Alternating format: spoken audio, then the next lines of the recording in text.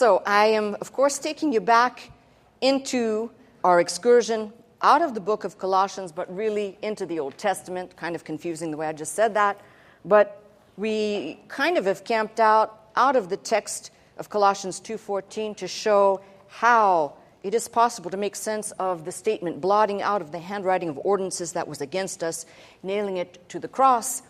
And so we have spent the last couple of Sundays looking at the offerings in Leviticus. Now, I chose the offerings. I could have chosen anything in the Old Testament. I could have chosen the shadows and types of the tabernacle. We could have, there's literally so many ways to approach this. The offerings just give one vignette, if you will, because we know they were prescribed in the law of how they were fulfilled, being blotted out and nailed to the cross. So it's important for us to kind of dig into this a little bit more. We're going to be looking at as I said, in the book of Leviticus, the 4th chapter.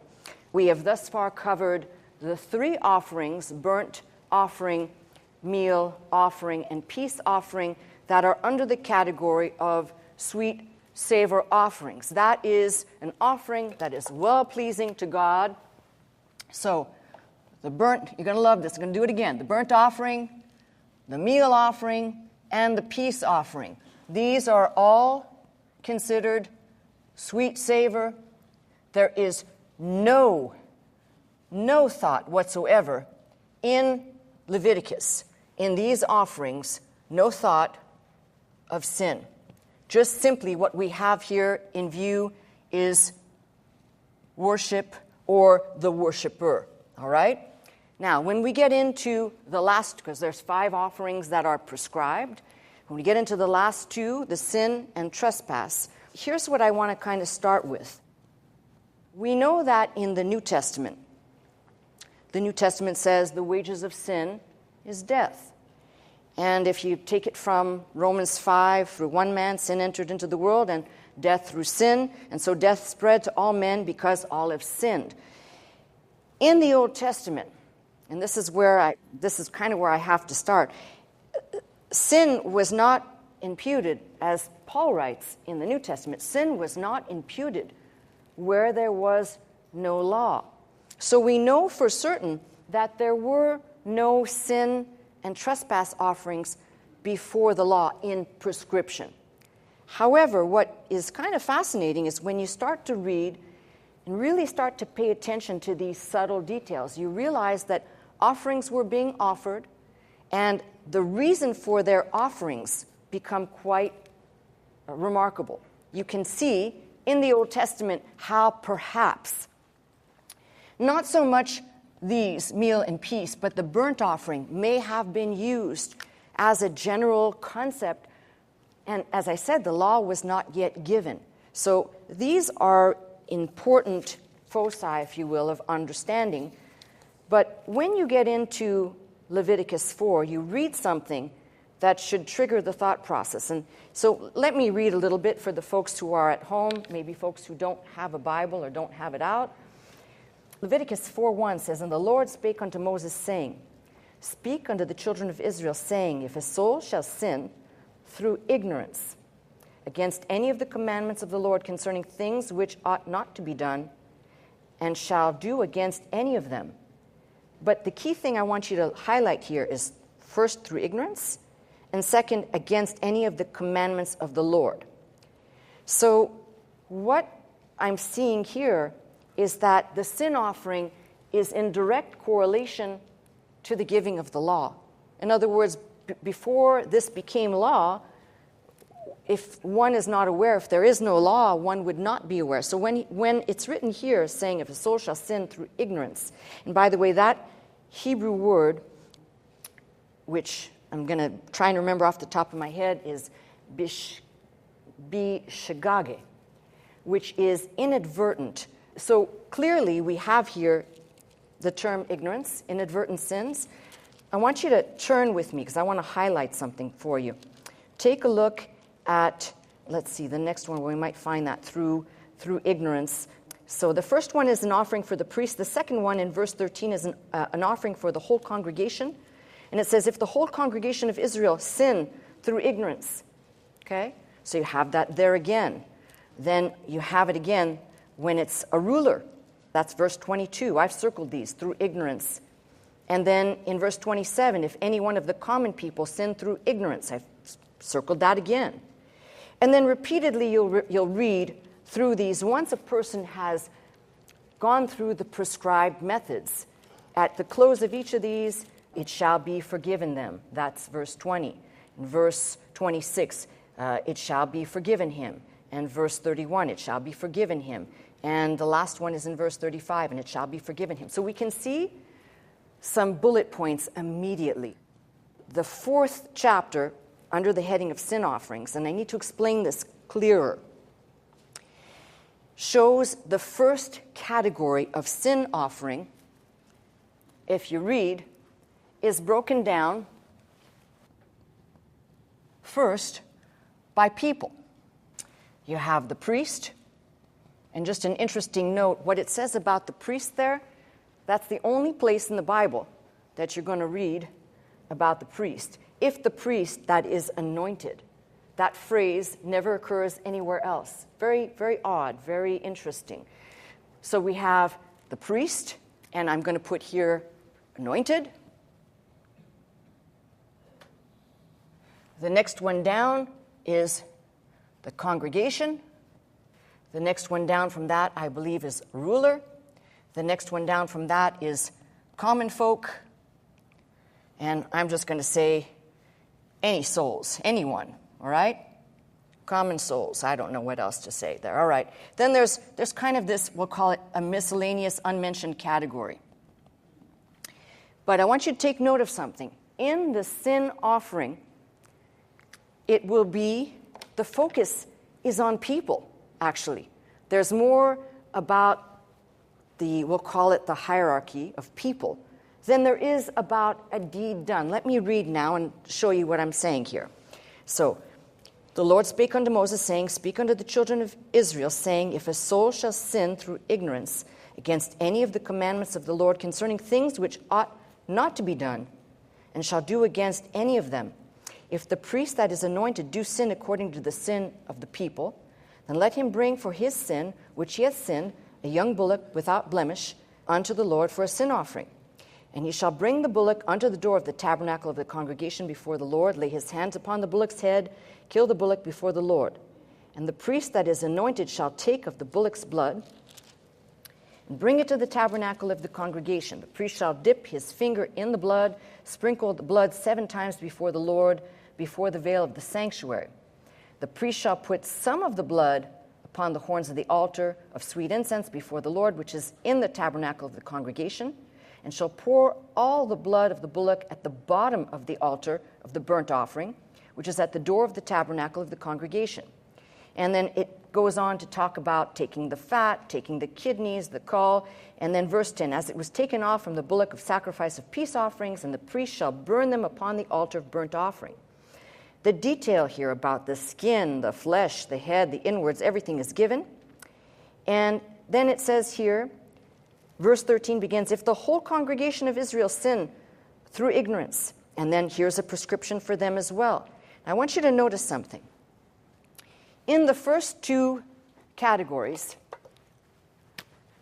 people and congregation, the offering, or priest and congregation, the offering looks essentially the same. It is a bullock, male, without blemish. So perfect, all right? But as you continue down, what is going to be offered is going to become less. So let's take a look for a second at this. So in verse 22, when a ruler has sinned, done somewhat through ignorance against any of the commandments of the Lord his God concerning the things which should not be done, and is guilty, or if his sin wherein he hath sinned come to his knowledge. So this appears to be somewhat like a sin of ignorance, right? It says here, he shall bring his offering, a kid of the goats, a male without blemish. So kid, goat, kid, male, without blemish. When you move down to the common souls, or the everyday people. Here, verse 27, if any one of the common people sin through ignorance, while he doeth somewhat against any of the commandments of the Lord concerning things which ought not to be done, and be guilty, or if his sin in which he hath sinned come to his knowledge, then he shall bring his offering of a kid of goats, female, without blemish. So we have here a little bit different. Here we have same thing here, but female, as the categories kind of get less and less. But the focus is what's important. This whole chapter, if you read the whole chapter, although it's giving the clear instructions of the priest and the offerer, their respective responsibilities, you notice something, that in the 4th chapter, there is no specific sin mentioned. None. It says if a soul sinned through ignorance, but this person did thus and so, and this person did thus and so. That's not cataloged there in the 4th chapter. Now, here's what I need to clarify.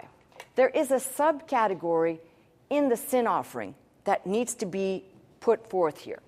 So, the sin offering, a subcategory, an offering for purification. That still falls under the sin offering, but I need to explain this. These offerings that fit under the banner of sin offering are found and elaborated in chapters 12 through 15 of Leviticus. And just to give you an idea of what is cataloged there, I won't read it all. It's a lot of reading today. I won't read it all. But for example, the Lord spake unto Moses, saying, Speak unto the children of Israel, saying, If a woman have conceived seed and born a man-child, then she shall be unclean 7 days according to the days of the separation. For her infirmity she shall be unclean. And the 8th day the flesh of his foreskin shall be circumcised. And it goes on to say, And then she shall continue in the blood of her purifying 33 days. She shall touch no hallowed thing. So there's a whole prescription here. But you get down to the purification, and it describes what type of offerings need to be made in order for her to be labeled clean. Now, here's what I want to draw your attention to. Sin offering, the sin offering, in the general category of sin offering, think of it as this is our condition as we are in Adam. That's our state or condition. Don't care who you are, don't care about the color of your skin, don't care about the language you speak. This is the condition of every single soul born on this earth. It's taken me 53 years of my life to finally say, and forgive me, I may offend some people, but you'll know why I'm saying this. Screw the fundamentalist who would make you believe that only the few chosen have never sinned, are perfect, and live this great life that is untarnished by anything. We all come into the world the same way. Don't care how you want to slice it. All have sinned and fallen short. There is no one who has not. And anyone who says they have not, John says, is a liar. 1 John, read it for yourself. So the sin offering covers this condition, the fact that I am born in the blueprint of fallen man. However, under this category of purification, here's the main thing. In the purification offerings, we have, for example, a woman after childbirth. We have the other examples there will be, for example, lepers, or if a person has, it even addresses, for example, certain things that occur with a man's body that is labeled unclean. Therefore, it's important to note that these cannot be understood as sin per se, like cataloging something you did, an act, but a condition. Why a woman having a child cannot be considered needing to be atoned for. It's a natural process, but she's still labeled by the law unclean. So these purification offerings, and I'm going to call them that to distinguish between the full-blown concept of sin offering, but still underneath this, still required. Why? Okay, I go back and I digress to what I said earlier. If what Paul said is true, and he says it very crystal clear in Galatians that the curse of the law fell on him and we passed out from underneath that, and are made free because of his one sacrifice, laying down his life for us. So it must be understood that that curse, cataloging what was before the fall, where there were no imperfections, there were no weeds, there was no, that we can catalog all that was not, including impurity of any kind, bodily function or otherwise.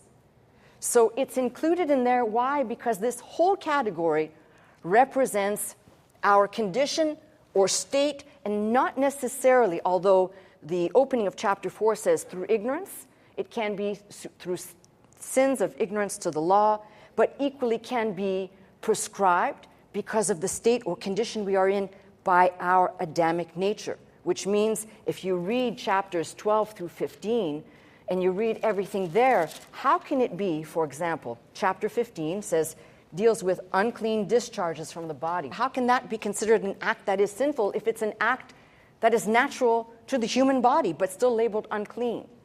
So you can clearly see that this category is dealing with the state or condition of man, fallen man. Now, to juxtapose, so we're clear about the difference between the sin offering and the trespass offering.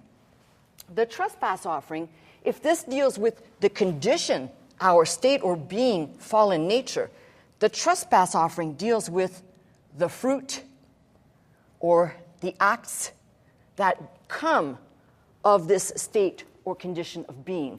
So it's very easy to see when you start reading the trespass, because I have to show you the difference before I can tell you what the types and shadows exactly mean. So you can see between these two, you cannot homogenize them. One deals with essentially the problem of humanity, and the trespass deals with the fruit of fallen humankind, our actions, our deeds, and specifically those wrongs done against God and then those wrongs done against your fellow man. So now that I kind of have laid that out, hopefully people can see the difference, it's important to now go into the detail about these offerings. I'll take you back now again to the 4th chapter. So let's take a look at this. I've gone through and we've distinguished that in the 4th chapter, the reason why we are looking at people, here come the types.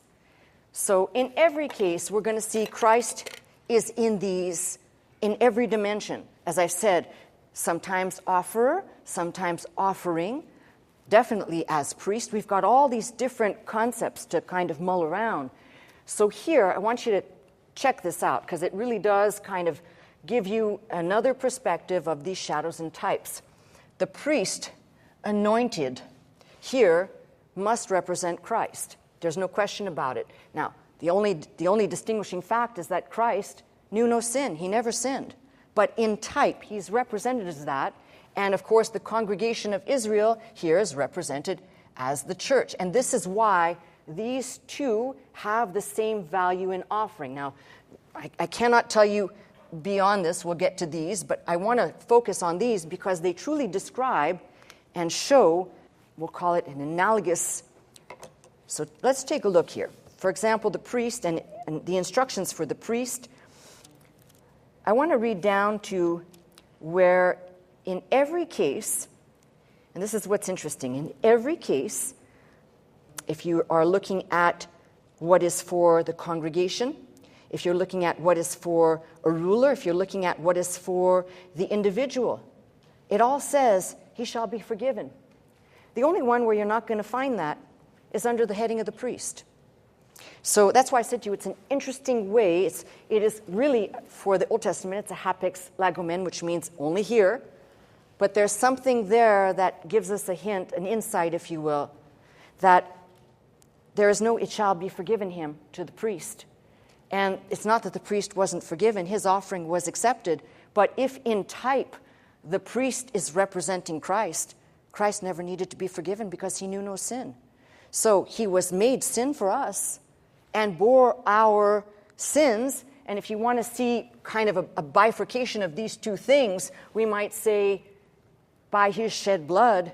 But here, Isaiah even says, by his wounds, or as I quoted last week, transgressions is the word I'm highlighting, analogous, let's say, with trespass. So it's very clear to see that those two top, the people and the congregation, those are representational of the priest being a type of Christ, the congregation being a type of the church, and then we kind of go downward from there.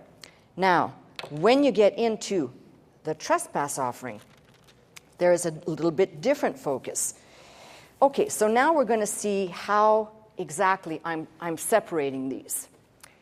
As I said, if these offerings are sweet savor, these burnt meal and peace, these offerings represent atonement. They represent, we'll call it a reparation, especially like this. They also are expiatory.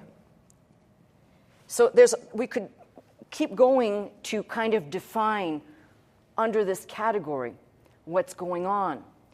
But the reality is, if we can kind of look at the whole picture, all of these offerings give us a demonstration of Christ's work in the Old and then fully shown to us, fully revealed in the New Testament. If we keep going, and I said we have a catalog under the sin offering of people, well, we also have a catalog, if you will, of what goes on with the trespass. So if you take a look, turn with me if you're not already there. I'm in the 5th chapter, starting at verse 14. And the Lord spake unto Moses, saying, if a soul commit a trespass and a sin. So it's interesting here, we have some interchangeable terminology, a trespass and a sin, through ignorance in the holy things. Now the emphasis is going to be on the holy things of the Lord. Then he shall bring for his trespass unto the Lord a ram without blemish of the flocks, with thy estimation by shekels of silver, and after the shekel of the sanctuary for a trespass offering. Something radically different happens in the trespass offering than in the sin offering. In the sin offering, there is no money. There is no mention of shekel. In fact, if you really kind of walk through this again, it says here, a ram without blemish out of the flocks, and then estimation by shekels of silver. And he shall make amends for the harm that he hath done in the holy thing, and shall add the 5th part thereto, and give it unto the priest. So here's what's interesting. You not only have the offering, but there is restitution. This temple shekel must be offered. This is completely different than the sin offering. And there's this marvelous thing in here, the 5th part. Now, it might not make sense if you're not familiar with the Old Testament, but in the Old Testament, you'll find the first mention of the 5th part dealing with Joseph when there was a famine in the land. And essentially, when Joseph is put in charge, he essentially establishes, whether it was by him or by God's mouth, I'm not quite sure, but establishes this 5th part to be given to Pharaoh. Now, that 5th part, don't think of it as a 5th. It's actually representational of a double tithe. Surprise! So what's interesting here is the 5th part, when it says, and he shall add a 5th part thereto and give it unto the priest. This individual who has made wrong either against God or against man is having to make restitution not only of the offering of the ram, but of a double tithe. That's kind of an interesting concept to think about. We might ask, why? Right? What's the issue here? So it might become clear as we go along. Bear with me. Now, it says, he shall make an atonement for him with the ram of the trespass offering, and it shall be forgiven him. If a soul sin and commit any of these things which are forbidden to be done by the commandments of the Lord, though he wist it not, yet is guilty, and shall bear his iniquity. So we still have a concept here of possible or plausible ignorance and even omission. That's possible. People can do something without the knowledge that it is actually wrong. And many times over, you'll read in these passages until it is brought to the individual's attention, and then he becomes aware of it. This is why Paul makes the statement about the law, that basically the law is the condemner. The law is what, before anyone understood the law or that the law was given, there were no true consequences per se. Now the law prescribes these consequences and these remedies. So now we're looking at the remedies. Keep going with me. It says, if a soul sin, commit any of these things which are forbidden to be done by the commandments of the Lord, though he wist it not, though he does not know it or is not aware of it, yet he is guilty, he shall bear his iniquity. He shall bring a ram without blemish of the flock in thy estimation for a trespass offering unto the priest. The priest shall make an atonement for him concerning his ignorance, wherein he erred, and wist it not, and it shall be forgiven him. So what I love about this is we have a concept here that both for the condition we are in, that we are brought into this world, and the fruit or acts of the condition, we have a remedy for both. And I think a lot of times people think of sin, and they do this catalog. I drink, I smoke, I cuss, I fornicate, whatever it is they want, and they check the box, check. It has nothing to do with that. We've already covered that. The best understanding of sin in the New Testament word, the Greek, hamartia, which essentially gives us the concept of missing the mark, falling short of. And we know that the thing we fall short of, the person we fall short of, the glory of God, Jesus Christ. We cannot attain to his stature. We never will. We are in him. He's in us, but we are not him. So it's important to see that all of these are covered. And how is this made possible? But we're still on the, we'll call it the itemization, if you will. It's not exhaustive. It may be exhausting, but it's not exhaustive. Beginning in the sixth chapter, it says, if a soul sin and commit a trespass against the Lord. So now we have the trespasses against the Lord, lie unto his neighbor in that which was delivered him to keep, or in fellowship, or in a thing taken away by violence, or hath deceived his neighbor, or have found that which was lost, and lieth concerning it, and swear falsely in all these things that a man doeth, sinning therein, then it shall be because he hath sinned, he is guilty, and he shall restore that which he took violently away, or the thing which he hath deceitfully gotten, or that which was delivered to him to keep, or the lost thing which he found, or all about which he hath sworn falsely. He shall even restore it in the principal, here we go, and shall add a fifth part, a double tithe, and give it unto him to whom it appertaineth in the day of his trespass offering. And he shall bring his trespass offering unto the Lord, a ram without blemish, all these without blemish. Why without blemish? Had to be perfect. This is where we connect the dots to Christ, the importance of the perfection of the animal. And again, I remind you of something. I think most of you remember I taught out of the book of Malachi. And the major complaint there, remember Malachi comes, it is the last book of the Old Testament. It ends with a curse. Why? Because God was just completely PO'd, and not a peace offering, by the way, that the priests of that day were offering up offerings that were supposed to be without blemish, that were supposed to be prescribed a certain way. They were just offering defective, but they keep the best for themselves. Now tell me something. Does that not sound a little bit like what I referenced? The two categories of people in ministry, the charlatans do that. They're not wanting to do the thing that they're supposed to do, which is teach and bless the people with God's word. They just are in it for themselves. The priests of the Old Testament in Malachi did the same thing. And God basically said, until you basically change your way and come back to the ways I told you, you are cursed people. Period. And hope you like the end of that story. So, if you keep reading, though, we have a catalog. And this catalog makes it clear so that if somebody said, okay, now I understand the difference. If the catalog here is of people describing essentially all manner of people in every capacity who are guilty under this sin offering because we are born in Adam under the curse, if you will. And of course, I brought that category along, which is underneath that. This requirement for purification, but no need for forgiveness, right? Acts or things that occur naturally are considered a defilement, but not an act sinful that requires an act of forgiveness, all right? So, And then this here, the trespass offering, which is the fruit or acts of our condition. And the catalog there, you get things like if somebody swear an oath, hear an oath, if somebody lies. These are not just, as I said, they are man to God and man to man. So I guess if we kind of put it like this, persons offering are in focus in the sin offering, and the remedies or the issues.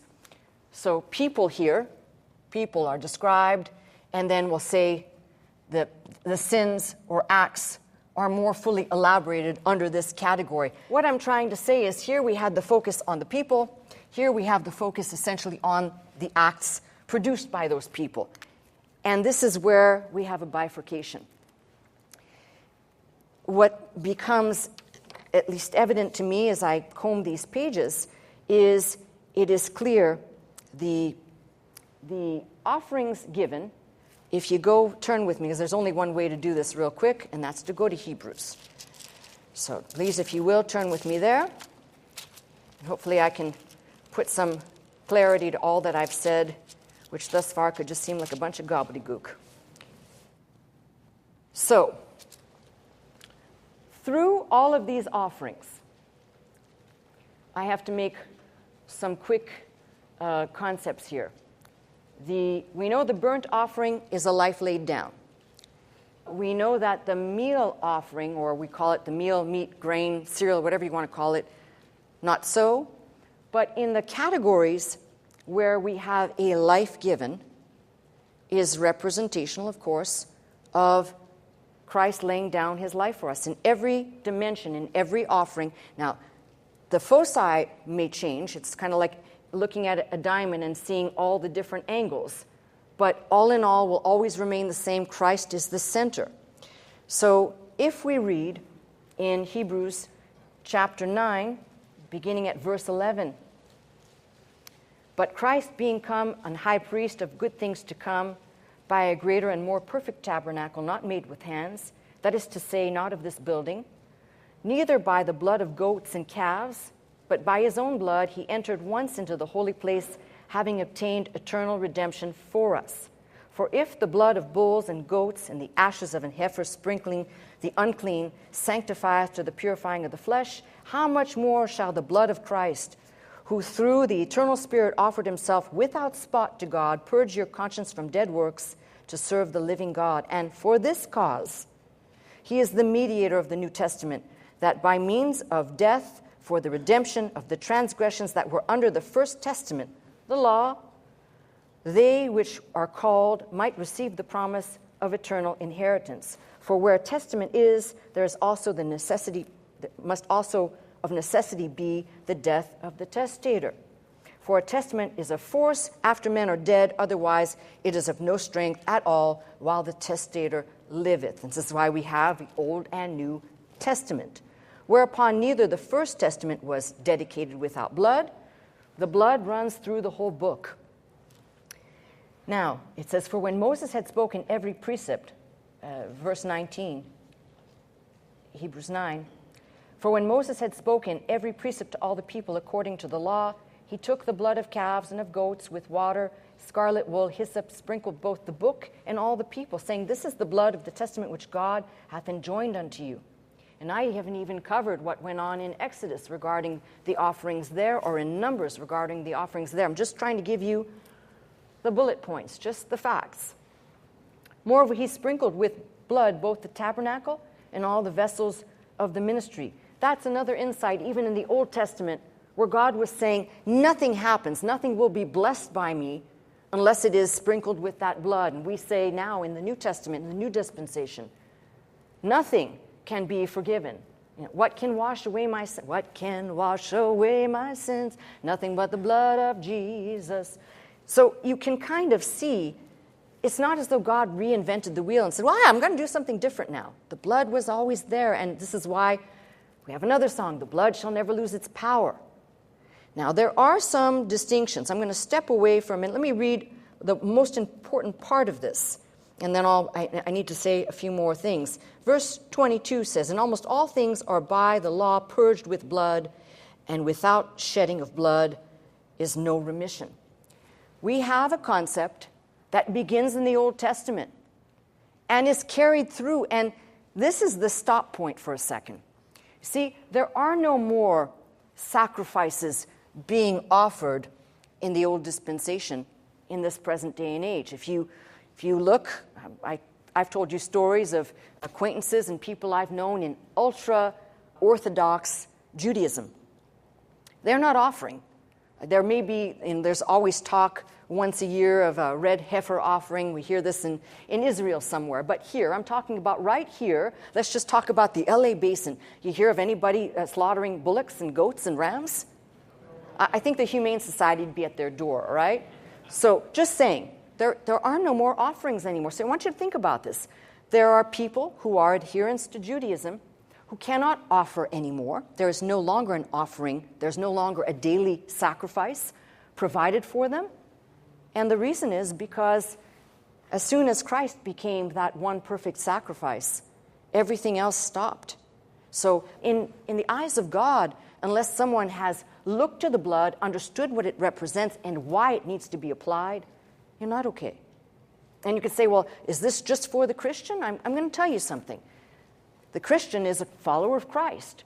So, of course, somebody who's outside of that would not understand. And there's no reason for them to even look in that direction because they're not even looking to Christ.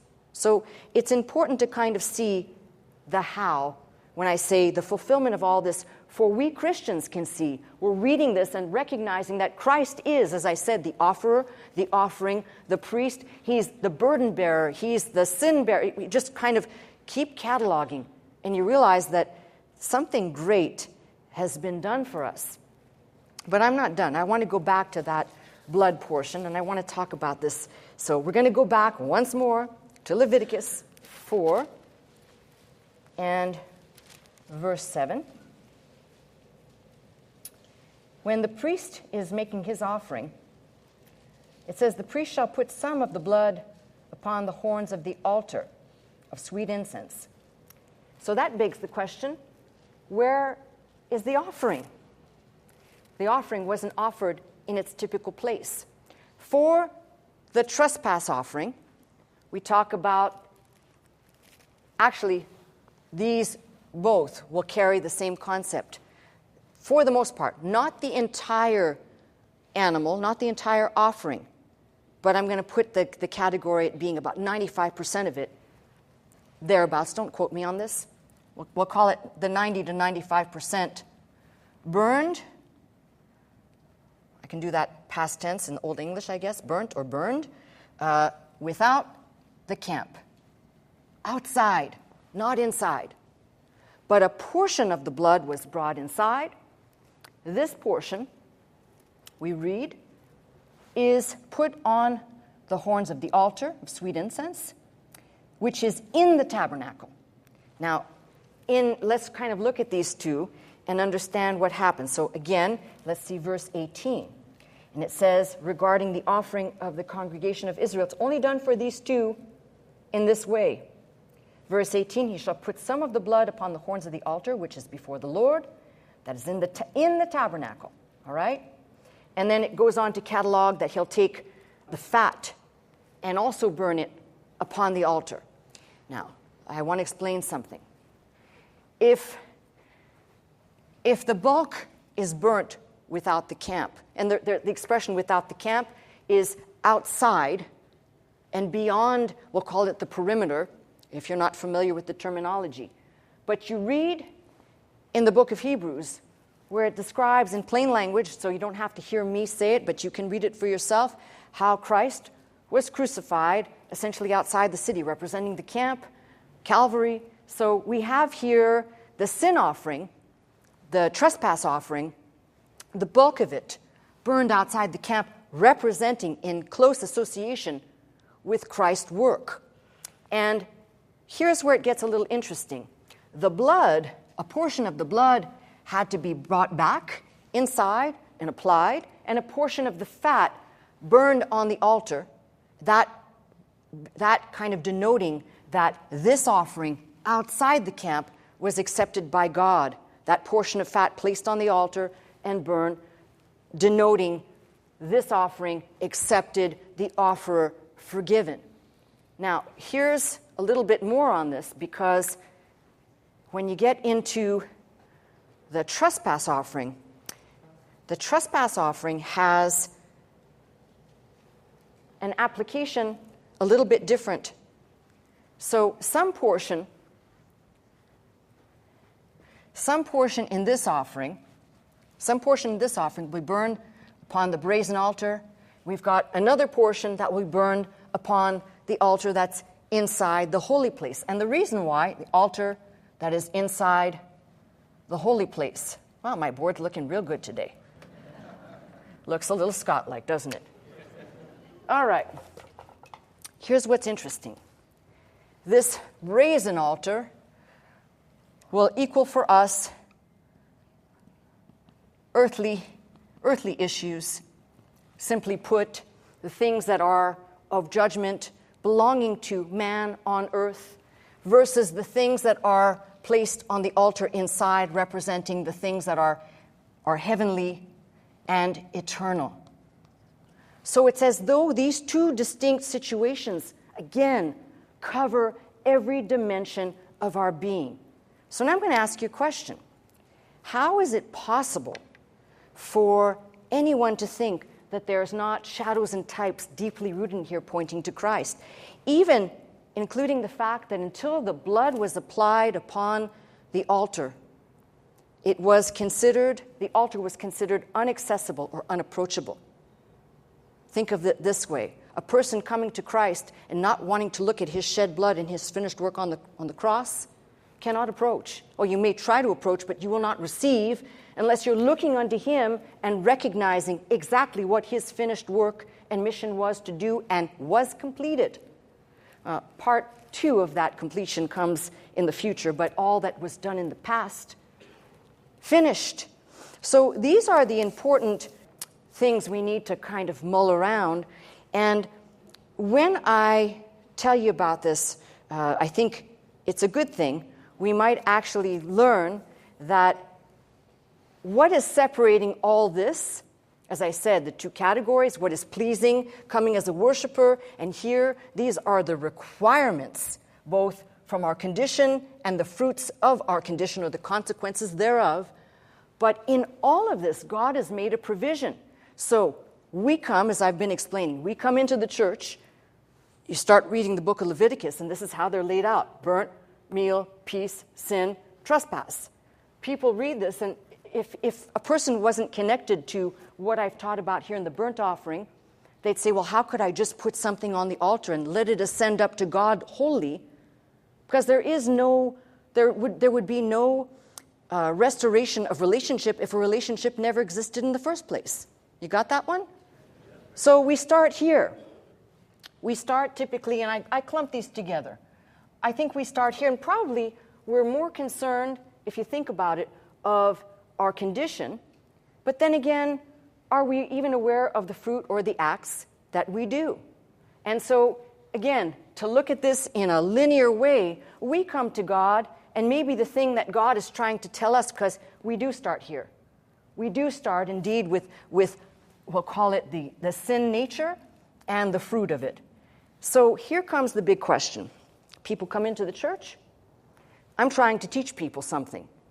You have people coming in who think that either, granted, I'm talking Old Testament and we're kind of commingling the two, but people come into the church thinking, I've really done nothing wrong. I'm not really guilty of anything. I'm not really in a fallen state. As I've said, even yours truly came into the church saying, I'm basically a good person. You've heard me say that just about 1 million times already, right? So we come like that. And until we really understand our condition, our real fallen condition, you can't make any progress with God. People will spend years in church, unfortunately, listening to some sermon, some teaching, something, but may not be told. God is not going to be blown away by you offering a burnt offering if you are not in right relationship with Him. And the right relationship begins with recognizing things fruits or acts done against God or against fellow man, the recognition of our condition. I am in a fallen state. Somebody wrote me on Facebook and said they were not trying to argue, and I don't care if they would anyway. I defend my position through the book. But they were trying to figure out when I said, and I'm still in my Adam container. And that is exactly how I am. We are a walking paradox. We are new creatures in Christ Jesus, but I'm still wearing the clay container that is the fallen container. This container and also the mind, which is why the Bible tells me to keep washing my mind with the Word of God. Why? Because it's a daily requirement. Otherwise, my mind goes back. I regress back to the old way. So there are these important things, and you attach them all, and you do attach them all like this. So, and I'll read. I'm not going to ask you to turn because some of you probably have carpal tunnel from turning already, okay? So let me do it for you. And let me first read. There's a couple of passages here I want to quote to you. So the first one is a simple one. The first one here says, this one being out of 1 Peter 1:2, elect according to the foreknowledge of God the Father through the sanctification of the Spirit unto the obedience and sprinkling of the blood of Jesus Christ, grace be unto you and peace be multiplied. So right away there, just in the greetings, the sprinkled blood of Christ.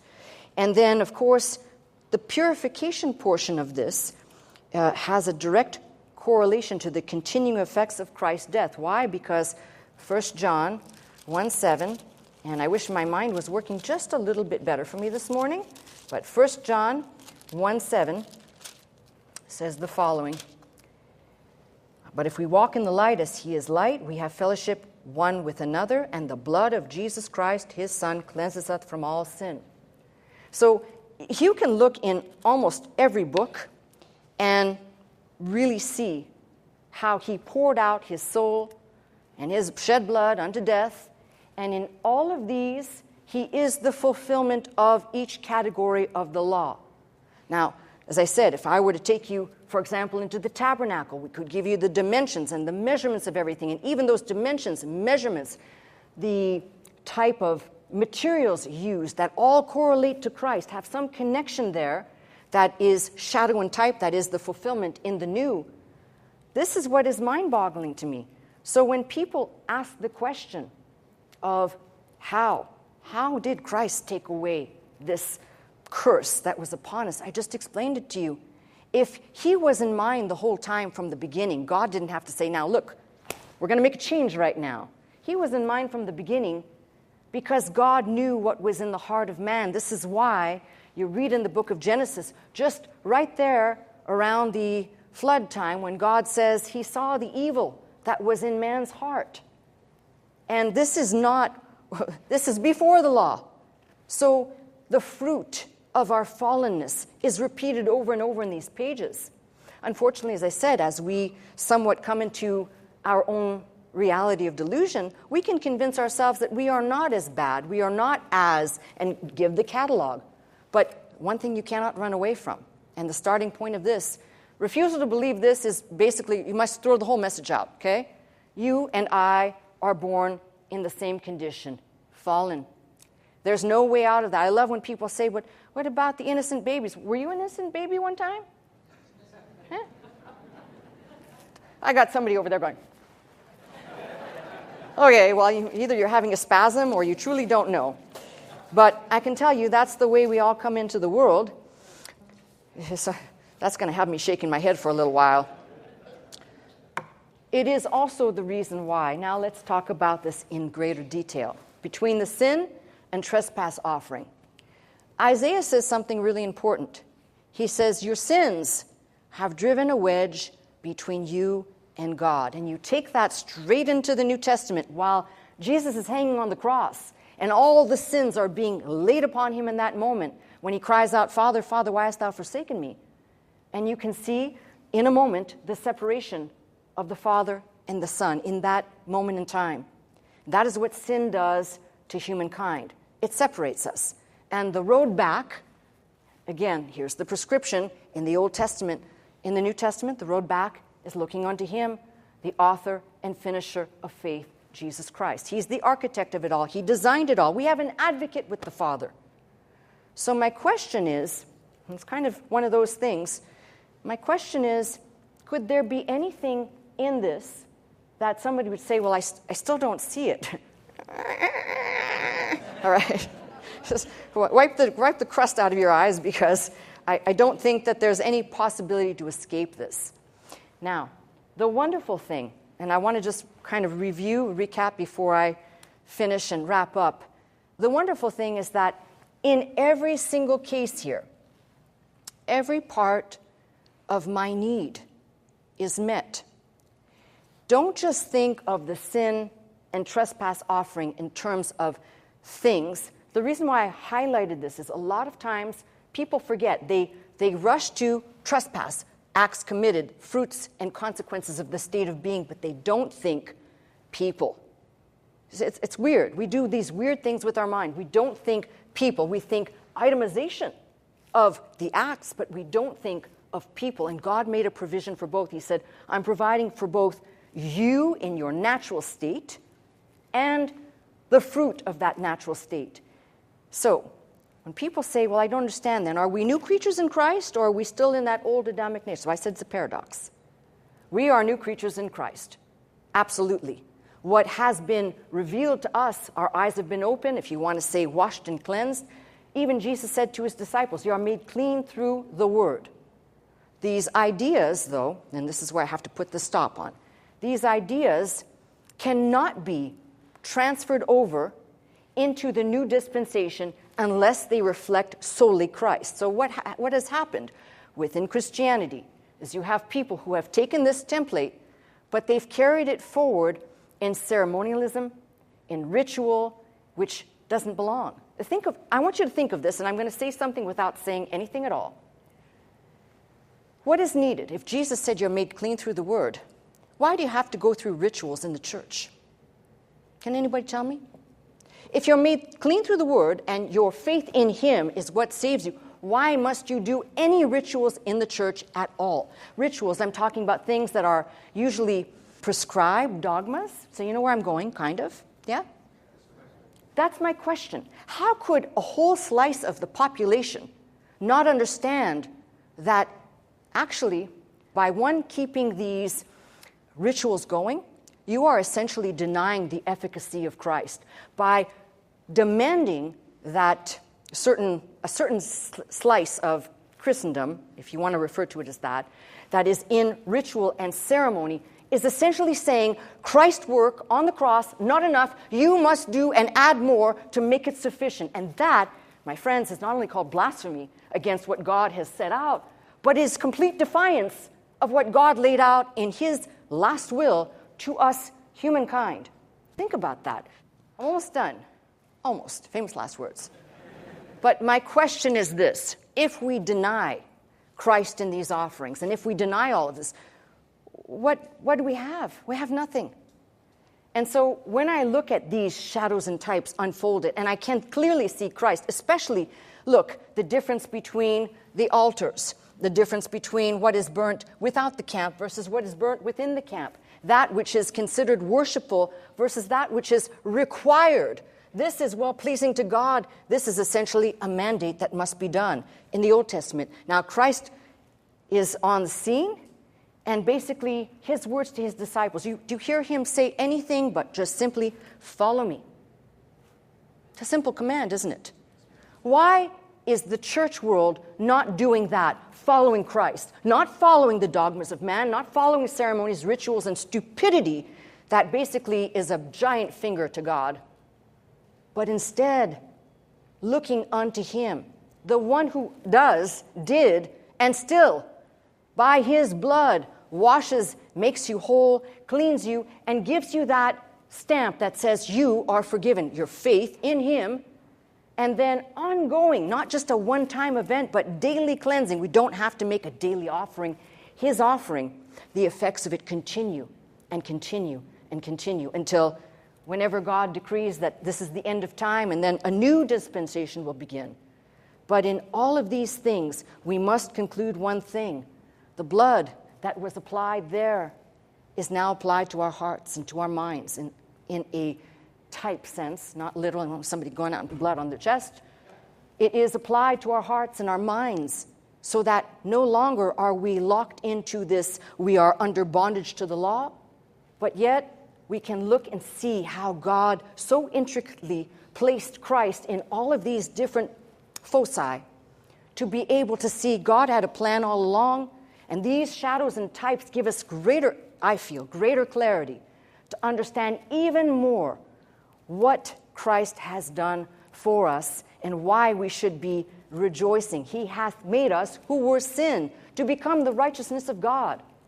And for what? What did we do? Nothing at all. We just trusted him. So my message to you in all of this, those people who are confused about the how, about the law, I think I just explained a little bit. I want to leave you with this great thought of how great a God we serve, that he made provisions that prefigured what we have so graciously received in this new dispensation, simply for our faith, no works, no human effort, just our faith in trusting him. And he says to you and to me, forgiven. And I've tried to say this throughout this message. That is what we should be standing on. Christ, the solid rock. We know what his work is. We know what he's done. And we certainly know the effects. I can say I know the effects of his finished work in my life. I'm hoping that you know what it is for you and that you can rejoice that you have indeed been forgiven by Christ. There's no longer any hoops to jump through, any letter of the law to keep. You keep looking unto him. Don't let anyone else persuade you to do anything else except keep your eyes on Jesus Christ. That's my message. I'm Pastor Melissa Scott, pastor of Faith Center, Glendale, California. I teach every Sunday morning at 11 a.m. If you'd like to attend services with us, simply call the 800 number, that is 800-338-3030, to join us. If you'd like to watch, listen, and learn 24 hours a day, simply log on to our website at www.pastormelissascott.com.